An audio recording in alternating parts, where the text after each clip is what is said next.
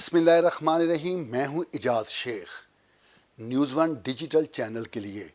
تو آج کا میرا یہ ٹاپک ہے کہ جو انٹرنیشنل کرکٹ کونسل کی طرف سے پاکستان کو چیمپئنز ٹرافی 2025 الاٹ ہوئی ہے کیا یہ پاکستان میں ہوگی یا نہیں.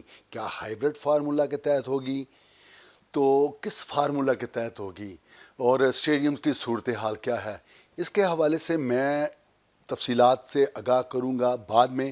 پہلے یہ بتاؤں گا کہ صحافت ہے کیا اور اس وقت صحافت میں جو سپورٹس کا کردار ہے وہ کیا ہے اور جو میڈیا ہے وہ اس حوالے سے کیا اپنا مثبت یا منفی رول پلے کر رہا ہے یا بالکل ٹھیک اپنا رول پلے کر رہا ہے. تو سب سے بڑی بات یہ ہے کہ آج جو چیمپئنز ٹرافی کے بارے میں افواہیں اڑ رہی ہیں، مختلف خبریں منظر عام پر آ رہی ہیں گزشتہ 3 ہفتوں سے کہ یہ ہائیبرڈ فارمولا کے تحت ہوگی. کبھی یہ کہا جاتا ہے کہ یہ ہوسٹ ایگریمنٹ ہو گیا ہے، پارٹنر اینڈ فیوژن فارمولا سامنے آ گیا ہے، لیکن ابھی تک کچھ بھی فائنل نہیں ہوا.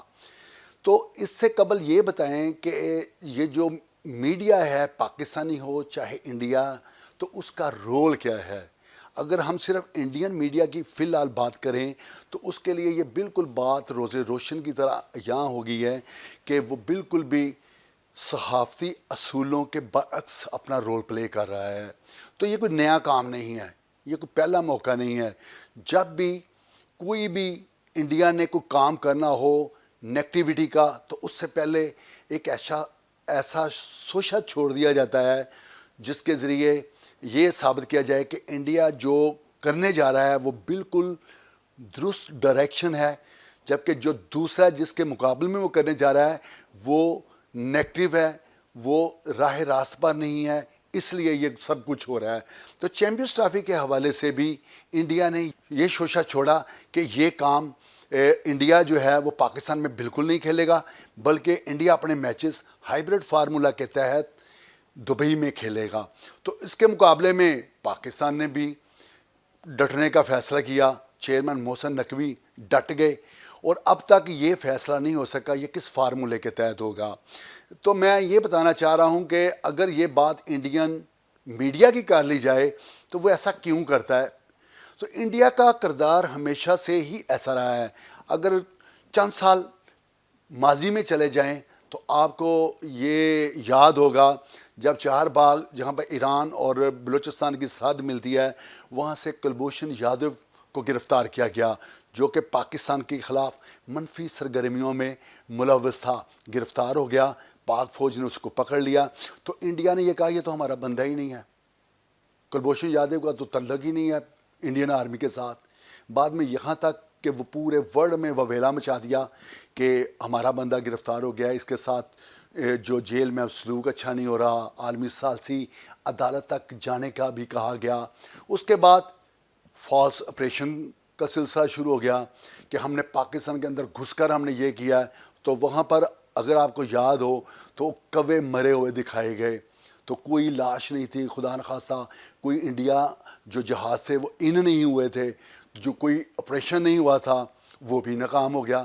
اس کے بعد جب ابھی نندن کو پاکستان نے گرفتار کیا تو اس کی تمام کلی کھل گئی کہ پاکستانی افواج کتنی چوکس ہیں، پاکستانی قوم کتنی بیدار ہے اپنے دشمن کے معاملے میں اور نمٹنا اچھی طرح جانتی ہے.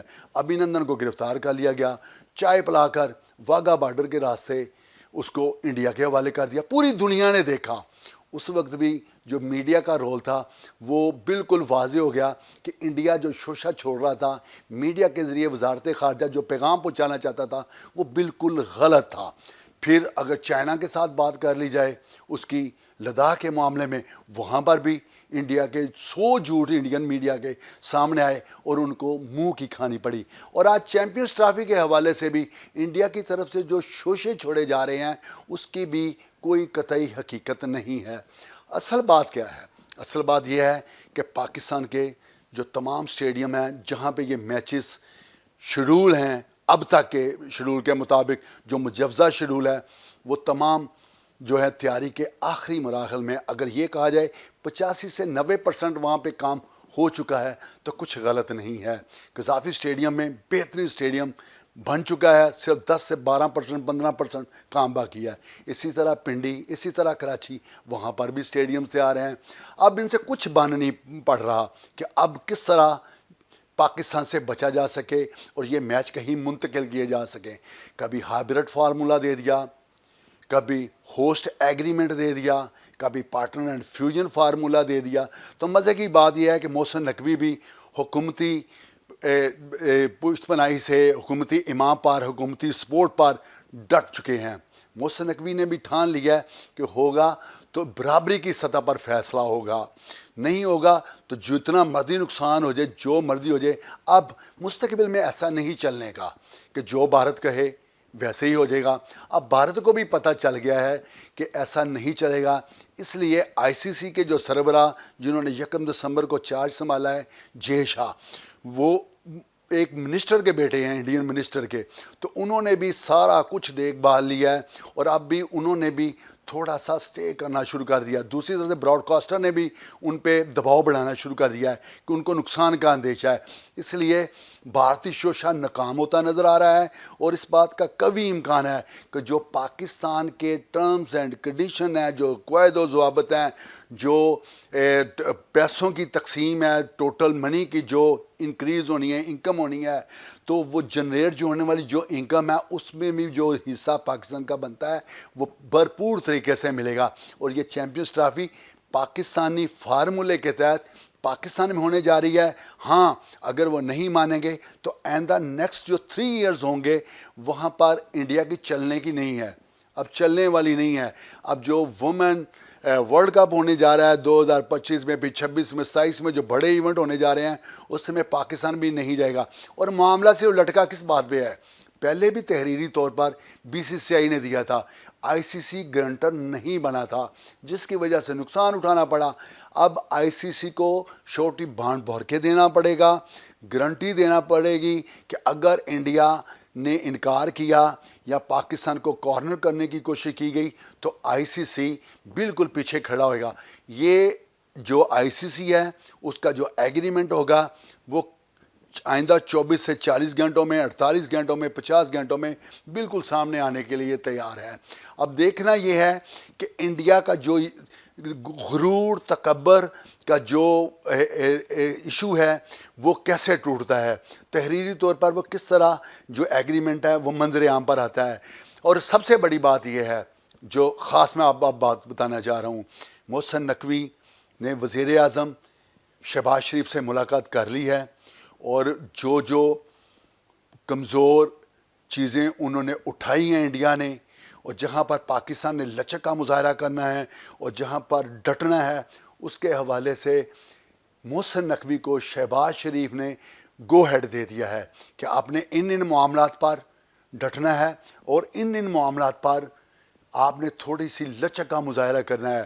اب اگر یہ کہا جائے کہ بالکل کورٹ محسن نقوی کے کورٹ میں ہے اور محسن نقوی کو کھل کر کھیلنے کی اجازت دے دی گئی ہے تو کچھ غلط نہیں ہے. اور محسن نقوی بھی کہہ چکے ہیں کہ معاملہ وہی ہوگا, عزت کا معاملہ ہوگا, پاکستانی قوم کو ایک خوشخبری ملے گی اور توقعات سے بڑھ کر خوشی ملے گی.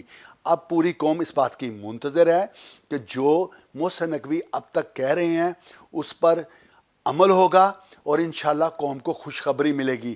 لیکن یہ اس وقت تک قبل از وقت نہیں کہا جا سکتا جب تک تحریری ایگریمنٹ اور فائنل شیڈول آئی سی سی کی طرف سے سامنے نہیں آ جاتا. اپنے ہوسٹ اجاز شیخ کو اجازت دیجیے, ایک نیا پروگرام لے کر پھر حاضر ہوں گا. اللہ نگہبان.